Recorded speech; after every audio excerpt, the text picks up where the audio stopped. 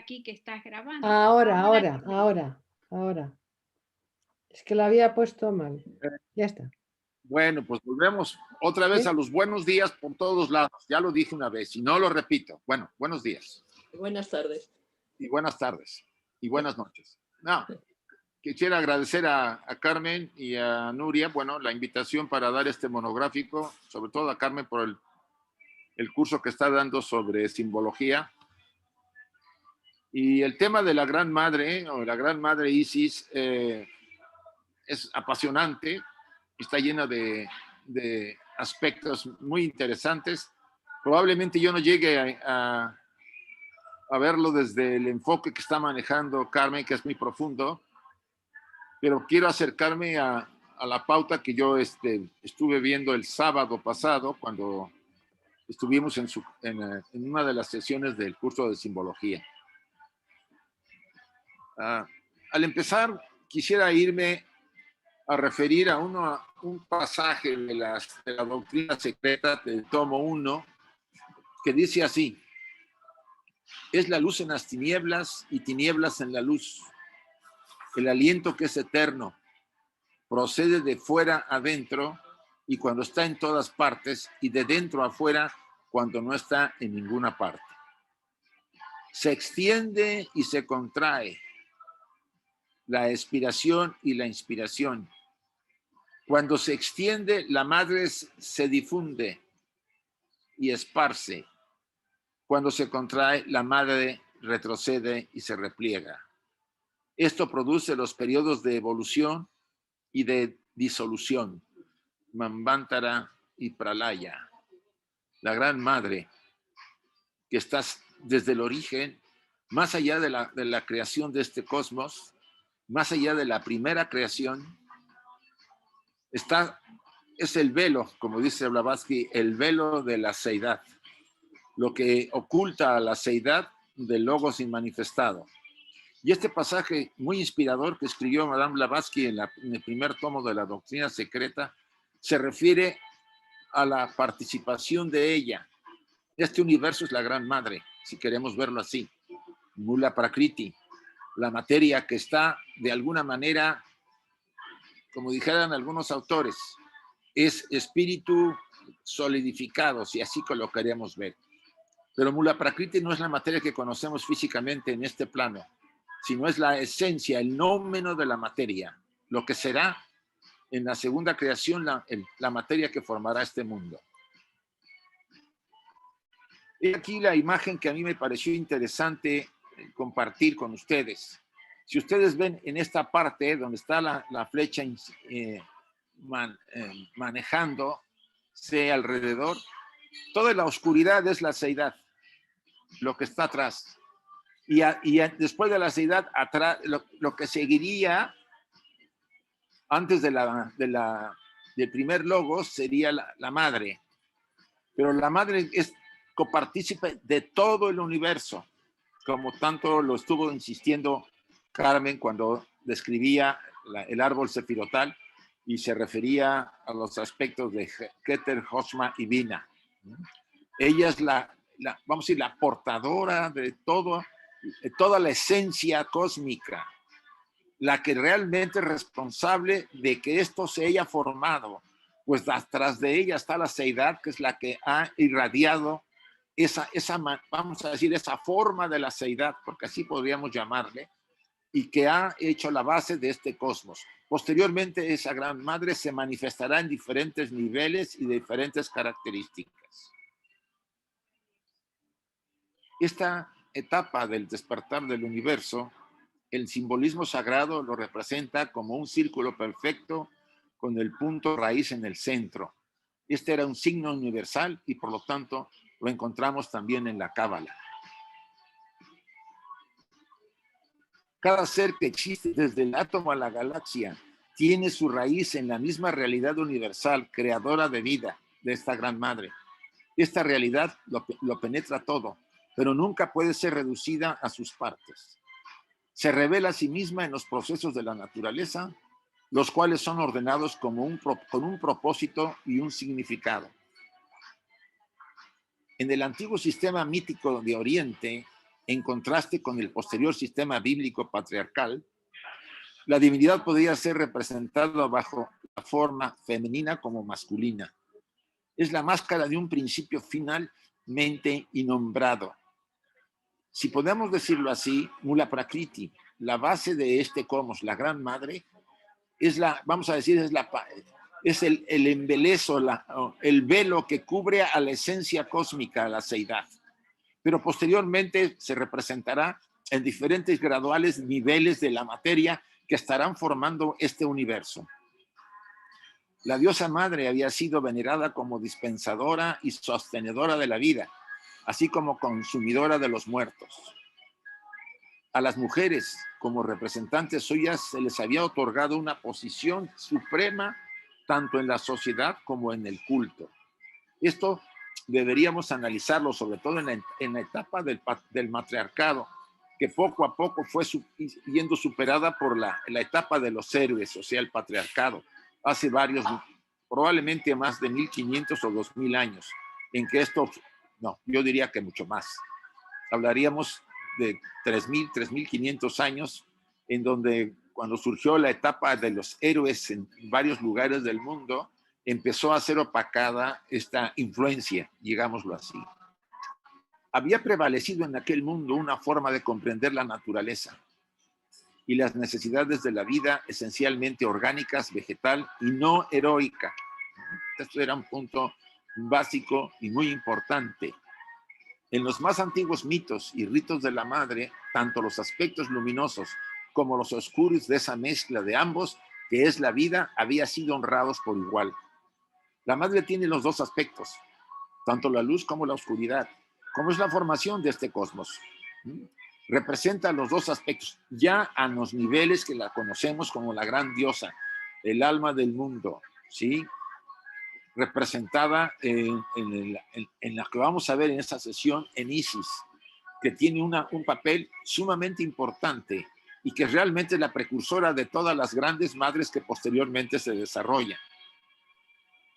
Mientras que en los posteriores ritos patriarcales orientados hacia el varón, todo lo que es bueno y noble se atribuía a los nuevos y heroicos dioses dominantes, ¿sí? Y solamente se mencionaba a la gran madre, a la gran diosa, como el lado oscuro de la naturaleza.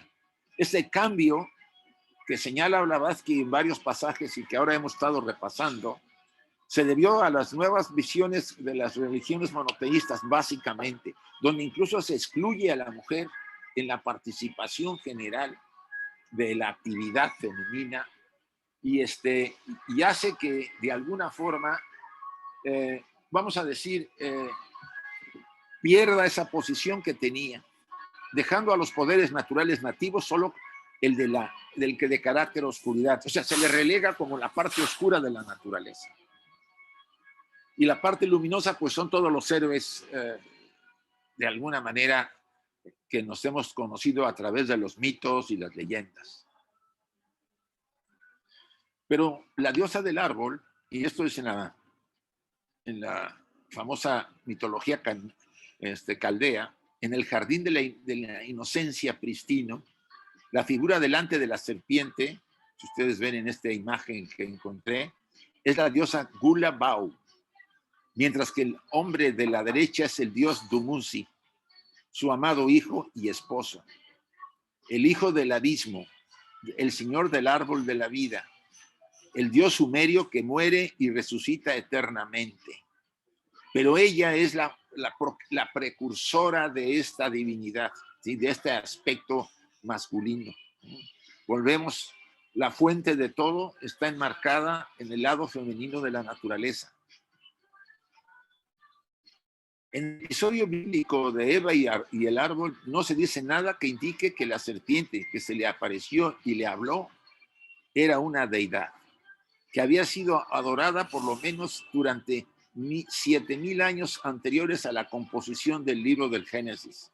Recuerden que de lo que hemos estado hablando también en Antropogénesis sobre las serpientes y los dragones, la gran importancia de este símbolo que ha sido delegado y degradado a través de las tradiciones monoteístas, nuevamente, sin mencionar a ninguna de las tres, pero verdaderamente se cambió el enfoque que se venía en milenios anteriores sobre la Gran Madre y su influencia en el mundo.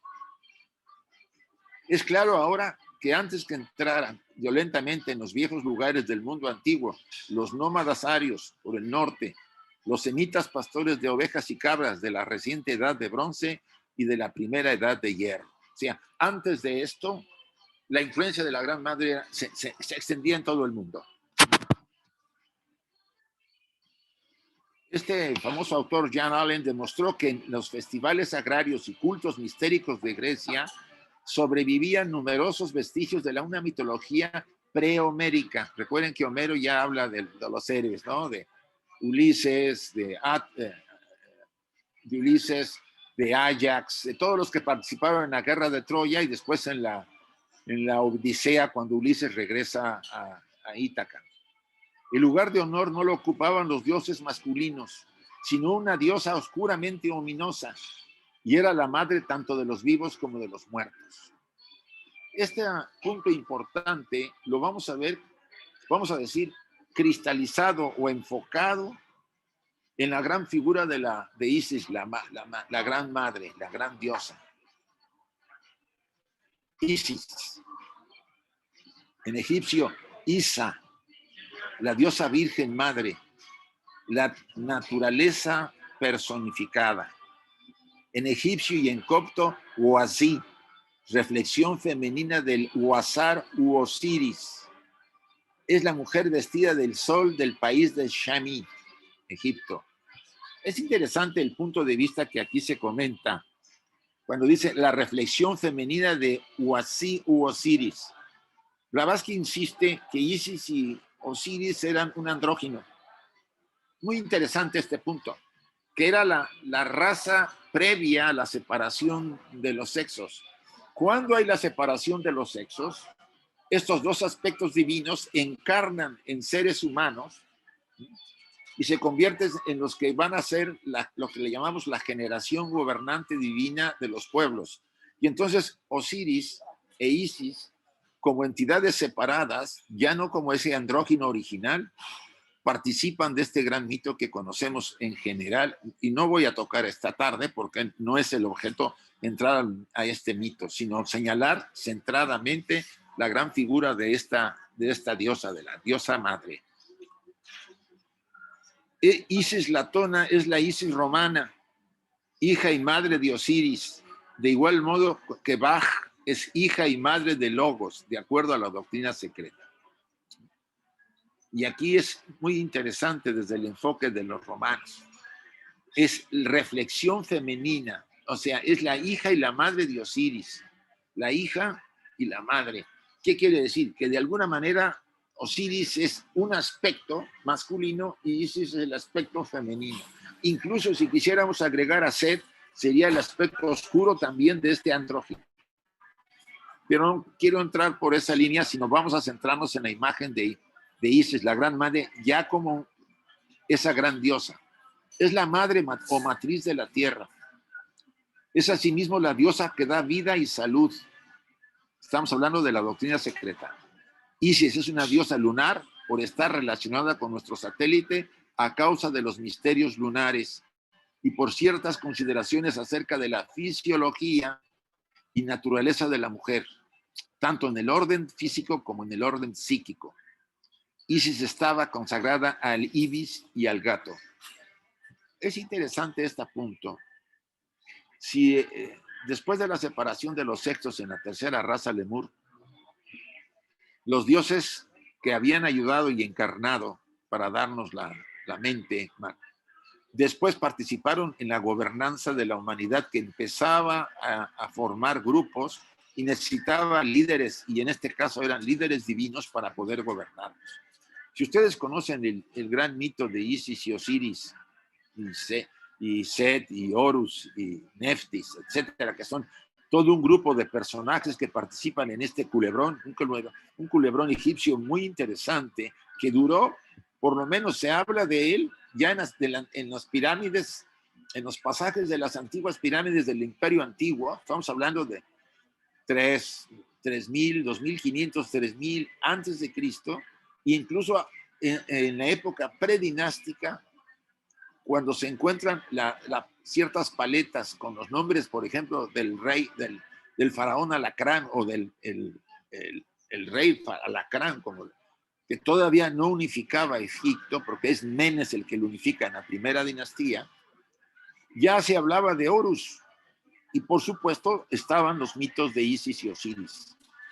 Estos personajes, como dice Plutarco, fueron reales. Este es un enfoque de este famoso, vamos a decir, sacerdote de Apolo, que escribió una obra muy interesante de Isis y Osiris. Ese se llama y que recomiendo para los que estén interesados. Él menciona que después de haber dado al hombre el conocimiento de las artes, de la agricultura, de las ciencias, ellos se encarnan como individuos, si podemos llamarlo así, para ayudar a la gobernanza del mundo, de la humanidad naciente, que estaba apenas empezando a desarrollarse. Entonces, estos personajes, Plutarco insiste que fueron reales desde el punto de vista de seres que estuvieron, vamos a decir, participando en la ayuda y en la instrucción a los humanos primitivos. Que se desarrolla ese mito muy interesante, ese drama, que ha subsistido, se puede decir, 3 o 4 mil años antes de Cristo. Estamos hablando de una etapa muy primitiva y que probablemente viene mucho más atrás, pero hasta ahora yo puedo dar esas referencias. Podemos decir que ella, como parte de este mito, vamos a decir, ha sobrevivido, aunque ha tenido varias características interesantes. Como diosa lunar, era representada frecuentemente con la cabeza de dicha ave, el ibis, puesto que el ibis blanco y negro era una imagen de la luna, que es blanca y brillante por un lado, iluminado por el sol, y negra y oscura por la parte opuesta a la tierra. Esa es la característica dual de Isis, ¿sí?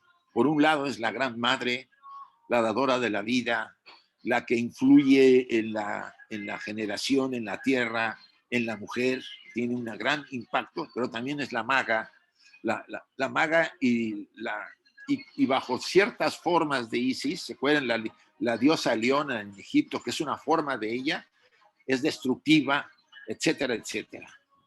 El gato es otro de los símbolos lunares. El huevo estaba también igualmente consagrado a dicha divinidad, porque simboliza el origen de la vida. La vaca estaba consagrada a Isis, la madre universal, la naturaleza, y a Hathor, principio femenino de la naturaleza, diosas ambas que estaban asociadas con el sol y la luna, como la prueba el disco y los cuernos a media luna de la vaca. Hathor es una forma de Isis y tiene una relación, y es a donde más muestra la relación dual. Por un lado, el disco solar que ven en la vaca representa la luminosidad, al aspecto de la gran madre.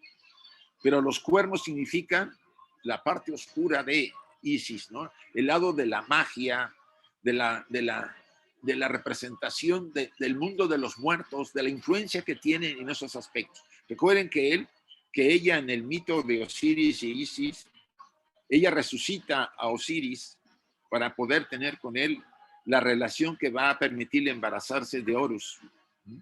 Es todo un mito importantísimo que es lleno de signos y símbolos muy interesantes. En los Vedas, la aurora de la creación está representada por una vaca. Esta aurora es Hathor. Y el día que sigue a ella, o sea, la naturaleza ya formada, es Isis, porque ambas son una misma, excepto en cuestión de tiempo. Isis está casi siempre representada teniendo un loto en una mano, y en la otra un círculo y una cruz alzada. Como diosa del misterio, se la representa generalmente con el rostro cubierto de un velo impenetrable. Y en el frontispicio de su templo en Sais se veían escritas las siguientes palabras: soy todo lo que ha sido, es y será. Y ningún mortal ha quitado jamás todavía el velo que oculta mi divinidad a los ojos de los humanos. La señora Blavatsky intentó, y yo digo que casi, como dice Blavatsky, apenas si pude revelar algo, porque es imposible revelar lo que hay detrás de esos grandes secretos que esta simbología guarda. La cosmogonía que se desarrolló en Heliópolis se centraba en la creación del universo a partir de la perspectiva del sacerdote de Ra. En el principio existe solamente Nun, las aguas oscuras que se extienden por todas las partes hasta el infinito. Existe solamente una amorfa penetrante que equivale a la nada, con todas las cosas fundidas en el mar de Nun, aquel espacio, lo que dice Blavatsky, aquel vacío, ¿no? Aquel espacio que contiene todo y no le afecta tener o no tener universos. Hay una unidad primordial de la que es imposible hablar salvo en términos negativos. Nun, aunque no es nada en sí mismo, contiene no obstante todo lo que va a ser. Esta condición primordial era representada como una gran serpiente o Negekau. En los anillos de la serpiente y también nadando en las aguas de Nun, en aquello, reside un principio creador que es la chispa de la vida o Atum. Y esta solo puede liberar las energías vitales mantenidas en potencia dentro de Atum. Atum significa ser complejo. Pero Atum es el principio que alivia el potencial de la vida de Nun y lo lleva a la realización en el acto. Nun es Atum, Atum es Ra, Atum, Ra es Nun. Sin embargo, Nun y Atum son indiferenciables. Aquí podemos encontrar la famosa declaración de la unidad de vida que tanto Blavatsky insiste. Todo lo que vemos en la, vamos a decir, en la formación del cosmos, los participantes de esto, todos son uno. Solamente los nombres identifican características determinadas. La divinidad única, convirtiéndose en cuatro, Nun, Atum, Keprep, Ra, dispone el escenario para la creación de los dioses. Atum es andrógino. Atum es el gran ella. Él, ella. ¿No? Es él, ella. La gran madre todavía, vamos a decir, relacionada con los aspectos masculino y femenino. En lenguaje, podríamos llamarlo de la doctrina secreta, sería el segundo logos. Todavía. Atum se masturba y nace Shu y Tefnut. Ellos son miembros de la divinidad. Aquí hay un diagrama para mostrar un poco de Atum, cómo va en los aspectos de la creación, ¿no? Cómo está Shu, Geb y Nut, van por parejas y finalmente están las dos parejas, Isis, Osiris Isis y el Horus, que es el hijo de la triada, y está Set y Neftis. Es interesante porque Set es hermano de Osiris, Neftis es hermana de Isis. O sea, todo estaba en familia, si podemos llamarlo así. Pero aquí, tras esta velo de simbología, están los andróginos, si podemos llamarlo así, aspectos de la unificación que después se separan y que encarnan, como Blavatsky comenta en sus pasajes. Este diagrama nos muestra mucho a Nut, ¿sí? Es todo el cielo estrellado. Y aquí está, la tierra, y aquí está separando Atum, Ra, separando el cielo de la tierra, ¿sí? Esto es este interesante papiro donde se muestra, aquí están otros dioses que son los formadores, ¿sí?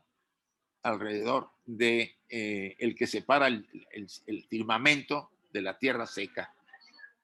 Esto pertenece a la teogonía de Heliópolis.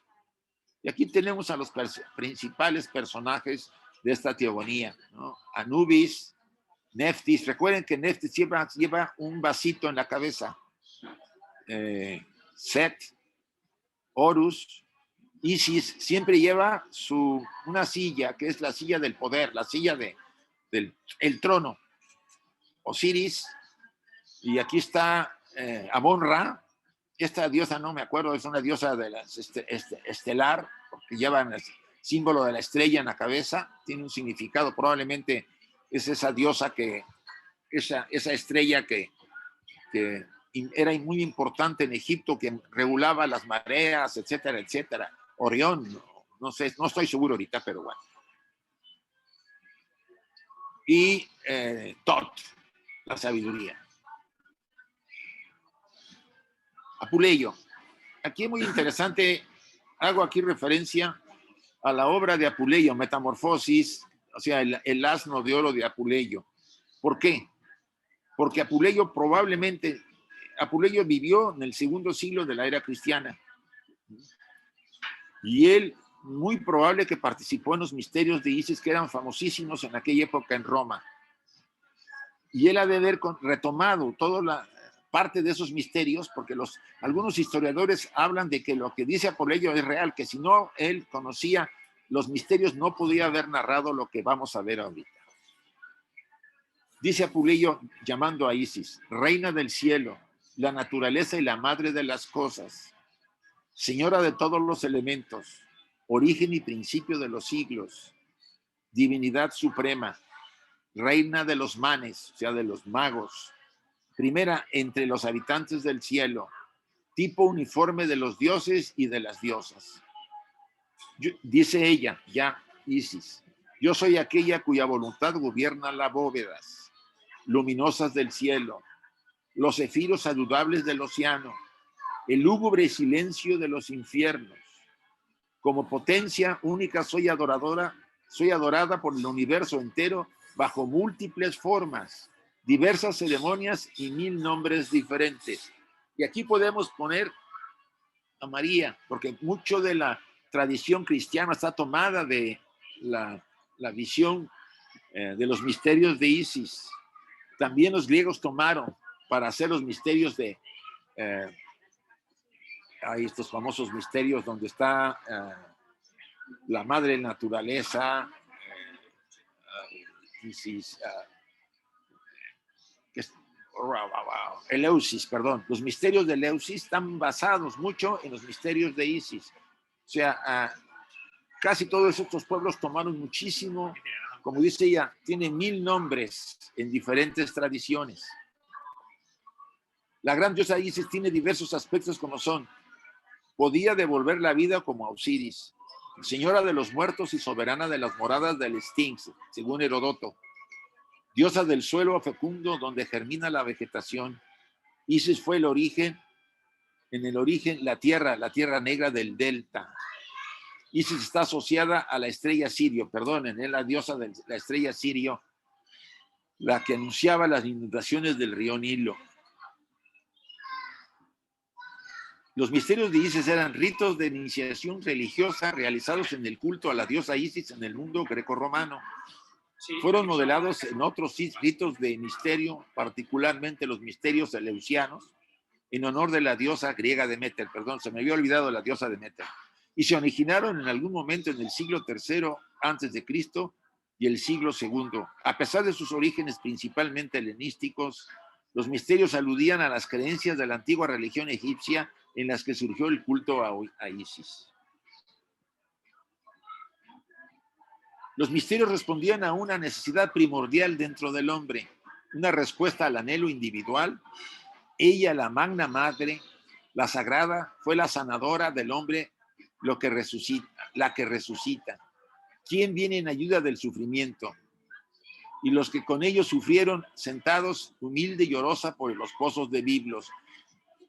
Cuando Isis va a rescatar a Osiris, a Biblos, que estaba dentro del tronco de un árbol en el palacio del rey, ella llega al palacio disfrazada de una mujer mayor, como lo hace Deméter en los misterios de Eleusis, y está llorando su desgracia porque no puede rescatar a Osiris, y entonces se apiada las sirvientas de la reina y la hacen pasar al palacio, y es ahí donde sigue el drama, ¿no? Para poder sacar el cadáver de su esposo dentro de un tronco que estaba en el centro del jardín del palacio.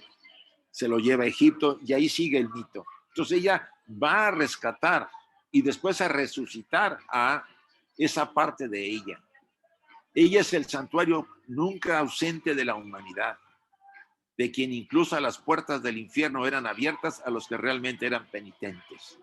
Ella tenía esos poderes. Si ustedes analizan las características que rodean a esta diosa, esa gran diosa, podemos decir que ha tenido influencia en todo el mundo, el mundo antiguo conocido y el mundo moderno, porque está inmiscuida en los ritos de varias tradiciones aparentemente con diferentes nombres, como ella menciona.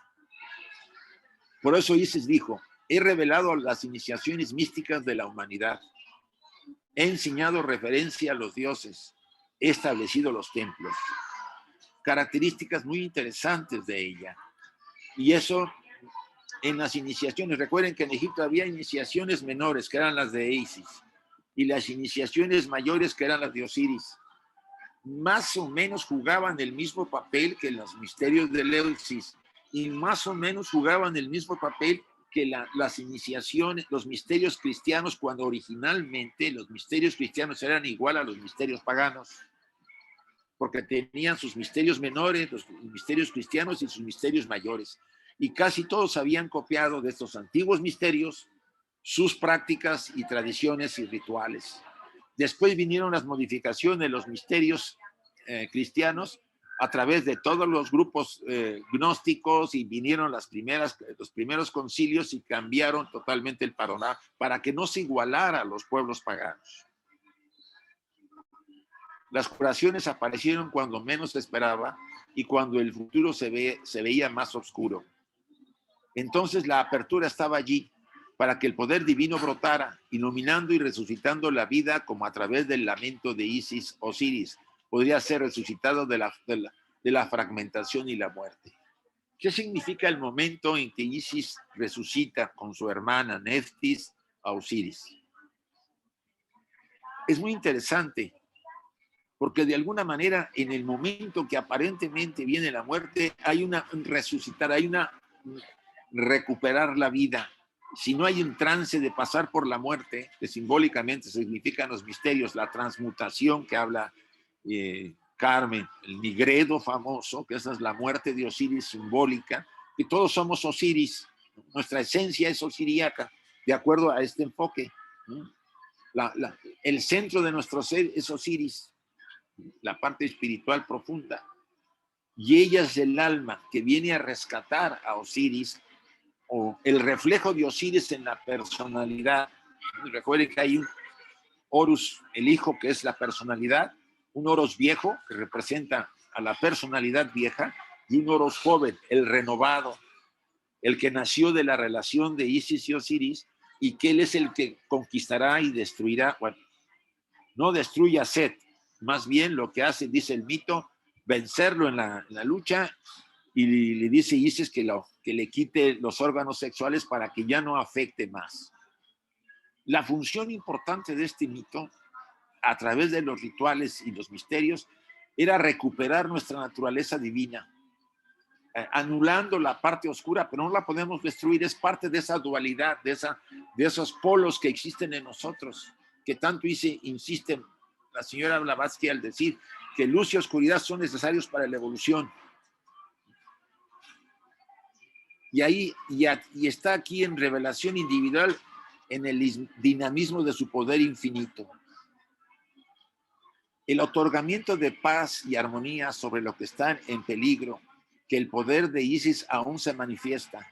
Si uno solo tiene una fe inquebrantable y dedicación y devoción, tanto que se ha insistido, de alguna manera Isis representa a Budi, el alma, lo que tanto insistió y estuvimos mencionando, Martin mencionaba como Alaya. El alma humana es parte del alma del mundo, de la gran madre. Y Alaya está en nosotros. Ella representa a Alaya simbólicamente desde el enfoque de la tradición budista, porque es un concepto budista. La gran madre de todos los 10,000 cosas no puede desaparecer. Nosotros que nos volvemos ciegos a su sabiduría y consuelo, porque no confiamos en nosotros, porque no creemos en nuestra naturaleza divina y buscamos afuera las soluciones a la problemática que todos pasamos. La falta de confianza es uno de los grandes problemas que enfrenta todo buscador serio. Asume que las prácticas exteriores solamente, o los resultados de alguien que venga a decirme cómo hacerlo, o confiar en solamente leer algunos libros sin realmente entrar a nosotros, el viaje hacia adentro, como dicen en la India, el Pavriti Marga, el retornar al corazón donde está ella, a nuestro corazón. para poder realmente activar ese aspecto. La meditación en Alaya nos ayudaría muchísimo, como dice la voz del silencio, porque ella representa esos aspectos, el aspecto de Budi. Una indicación aún más clara de la naturaleza de Isis, y esto es interesante, es una anécdota que encontré de Pausanias. Se puede vislumbrar a partir de 2 relatos relacionados por Pausanias del hombre que se habían atrevido a profanar sus templos. En ambos relatos, un hombre profano que no tenía derecho a entrar, irrumpió en el templo por curiosidad. Uno por propia cuenta, el otro por el nombre de un gobernador romano.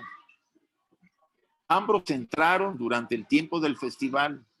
Ambos se encontraron en el santuario lleno de espectros, ¿sí? Entidades que se movían dentro del santuario. No había nadie, pero ellos vieron todo eso. El primero volvió a Titorea, donde murió, y el otro regresó al gobernador romano, contó la historia y cayó muerto inmediatamente. De este modo, Pausanias concluye que es una enfermedad para la humanidad ver a los dioses en su forma corporal, haciéndose eco de Homero. Es interesante este punto, porque después vamos a ver corroborado en la obra de El asno de oro de Apuleyo el mismo tema. Desde este punto de vista podemos ver claramente que incluso en esa fecha tardía, incluso en la Roma de Apuleyo del siglo II, el poder de Isis fue inamovible, inmenso, capaz de inspirar a sus adoradores con visiones de su esplendor, con la plenitud inexpresable y gratitud de recepción en lo divino. Luego, desde el océano, ella se levanta cuando busca a Apuleyo, la busca y le invoca.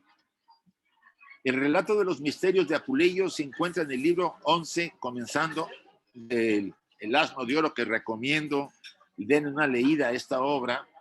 Se vende popularmente en una forma rústica y probablemente lo pueden encontrar en Google. Comenzando cuando, agotado por sus miserias, conducido hasta el borde del mar por sus problemas y encantamientos, recuerden que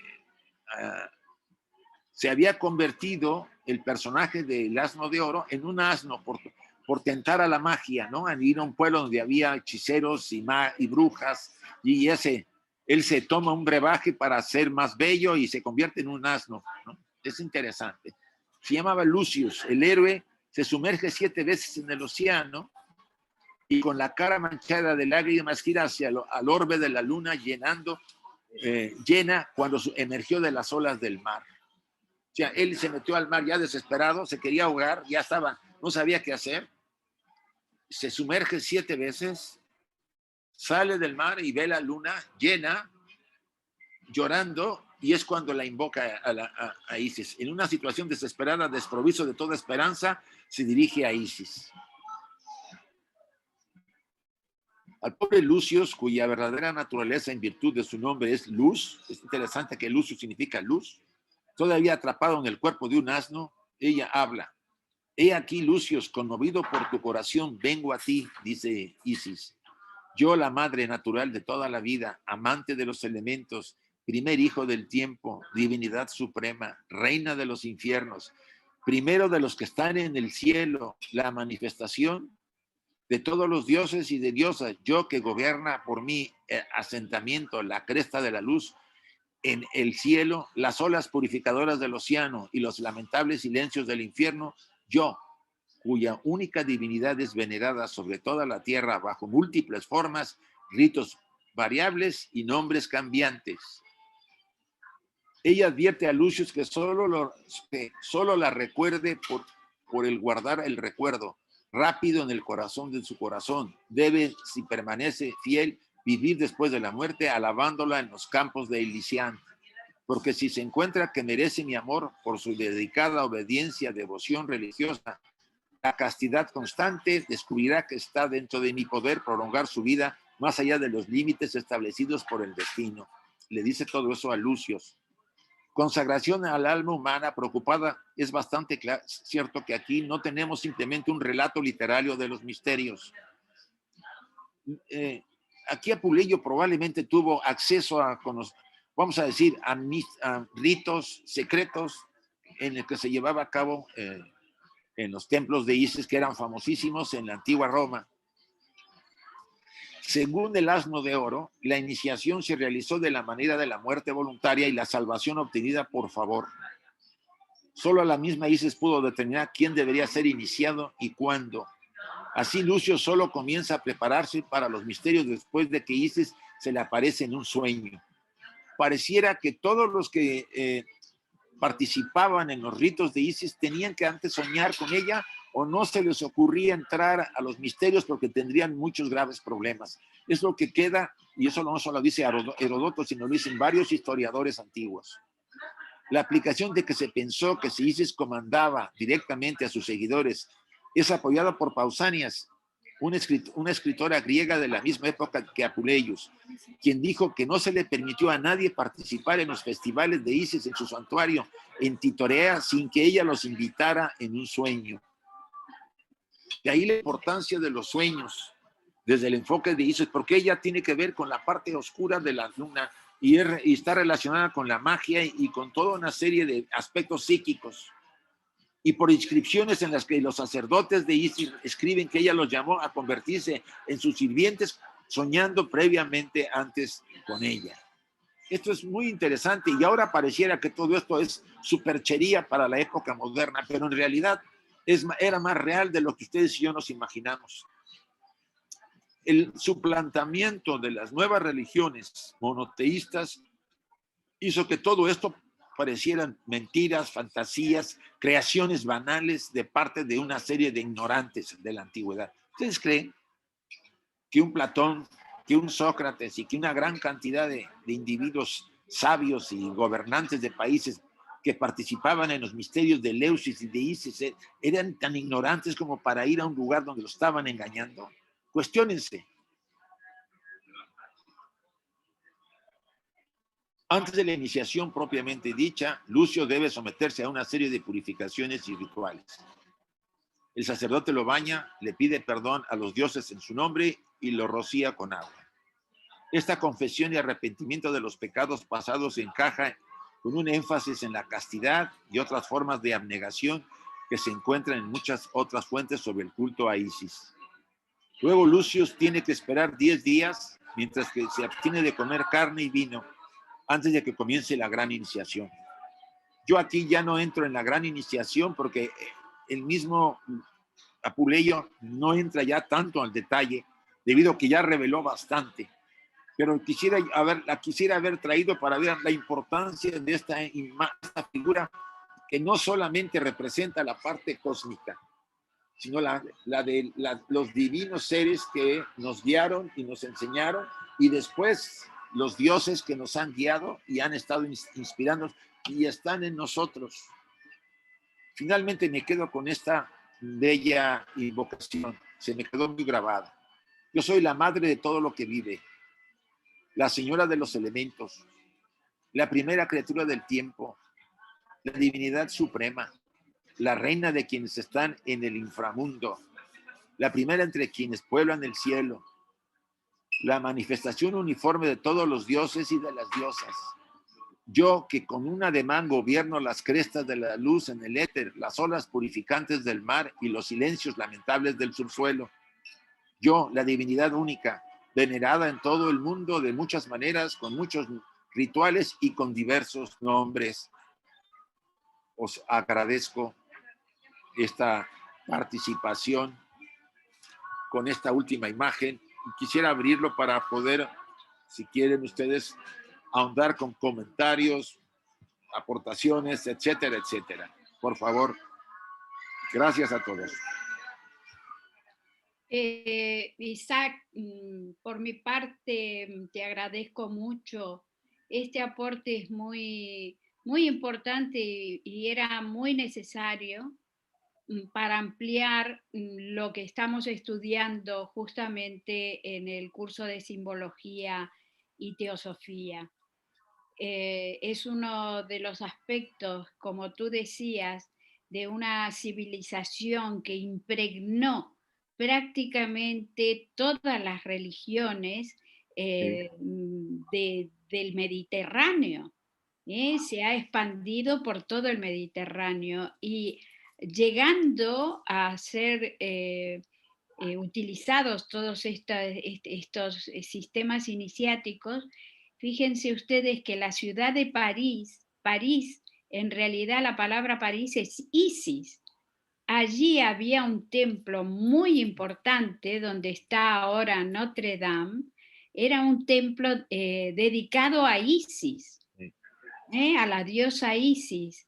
Y ahora está dedicado a la diosa hermética, o sea, a la madre hermética, a la virgen hermética, que es lo mismo. Es una continuidad a través del tiempo, porque primero estaban los misterios de Isis, a los cuales ya veis cómo ha explicado Isaac, cómo se tenía que tener acceso en diversos planos internos antes de poder tener acceso a una iniciación o lo que fuera físicamente. Ella era la que llamaba a los candidatos. Sí, era la que llamaba, sí. A los que elegía, ella los elegía. Y una vez que pasaba por los misterios de Isis, que los misterios de Isis era descubrir las leyes de la naturaleza, descubrir profundamente, y de ahí, como decía Isaac, tenemos a todos estos grandes pensadores griegos que eran matemáticos, astrónomos, poseían un conocimiento de filosofía, de alquimia inclusive, pero todo esto fue sacado de ese conocimiento que es la naturaleza, que es la vida que anima, que es a través de los misterios de Isis. Una vez que el candidato había reunido las condiciones de ese conocimiento profundo de la vida y de la naturaleza, pasaba a los misterios de Osiris, que como decía Isaac, era el centro, la esencia pura. Y aquellos que, ¿por qué se dice que ella dominaba el mundo de los vivos y el mundo de los muertos?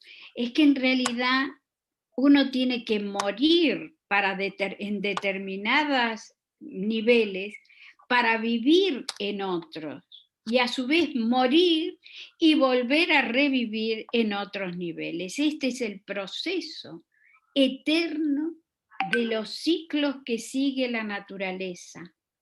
Tiene que morir para volver a resucitar.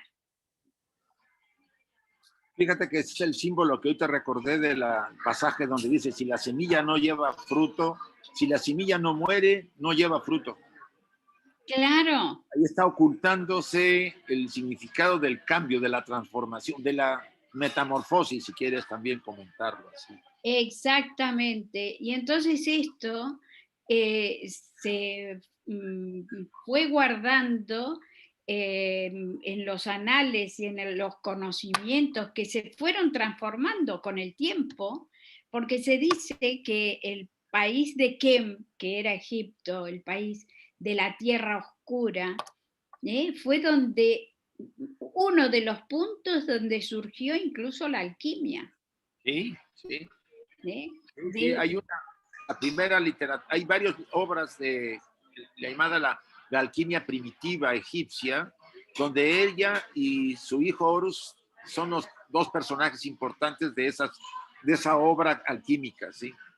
Exactamente, porque están representando permanentemente los elementos que hemos estado estudiando ahora, que es el mercurio y el azufre, el fuego y el agua, porque ella, como en uno de tus pasajes, hablas que surge del mar.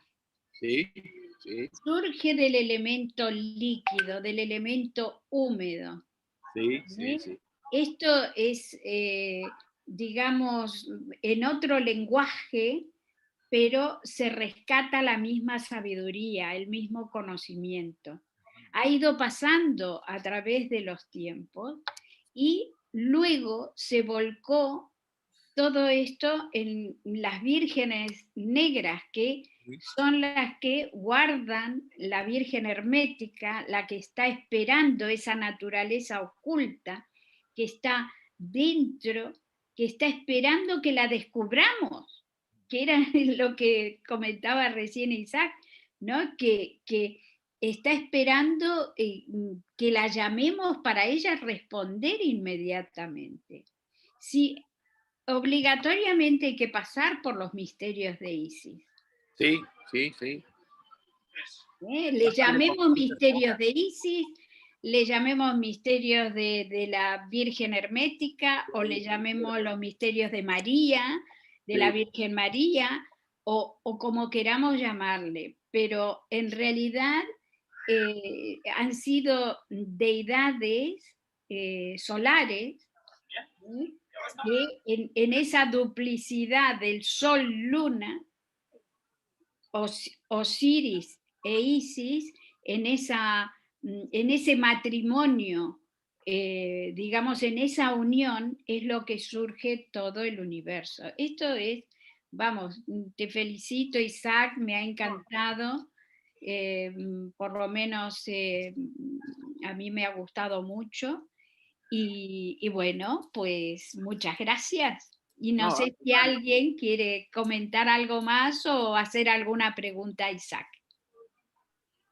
Sí, Isaac, si puedo. Sí, te hago una pregunta. Muchas gracias también por la presentación y por la aclaración. ¿Qué papel juega la luna y los ciclos de la luna en la relación con la Gran Madre y con el mito de Isis? Primero, la influencia en la naturaleza. Recuerda lo que dice Paracelso, para ciertas, como ella tenía que ver también con la magia, con los aspectos oscuros, con el mundo de los muertos, etcétera, etcétera. O sea, estaba muy ligada a los aspectos de luz y oscuridad, al sol y la luna. Uno de los aspectos importantes es la influencia de la luna sobre la naturaleza, los ciclos de desarrollo, crecimiento. Yo recuerdo de Paracelso, cuando dimos una charla sobre el tema de Paracelso, que él recomendaba que ciertas plantas, para que tengan efectos más intensos, se deberían, vamos a decir, cortar a ciertas horas de la noche con la luna en cierta posición. De esa manera, esa planta iba a tener un efecto diferente que si lo hubiéramos cortado en otro momento del día, cuando la luna no estaba presente, etcétera, etcétera. Otra influencia es en la naturaleza, en el mar. Ella está muy ligada a los ciclos y vamos a ir a la atracción que la luna ejerce sobre la Tierra. Y no solamente sobre la Tierra, los ciclos fértiles en la mujer, los ciclos menstruales. O sea, por eso es la gran madre, la madre de la naturaleza y la madre de los seres humanos. Simbólicamente la podríamos ubicar como la parte búdica. ¿Sí? Yo lo ubicaría ahí, el Budi, ¿no? El alma universal, que nosotros tenemos un rayo de ella, un aspecto de ella, que eso es lo que sostiene a Atma, la mónada, ¿sí? Entonces, esto podría dar alguna idea de la relación que tiene con la luna. Muchas gracias. A ti, Javier.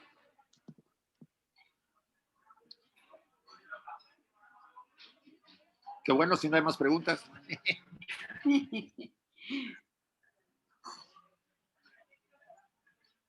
Bueno, pues Isaac, te agradecemos mucho que hayas venido a colaborar con este curso y lamento respondiendo lo que hiciste de la cábala.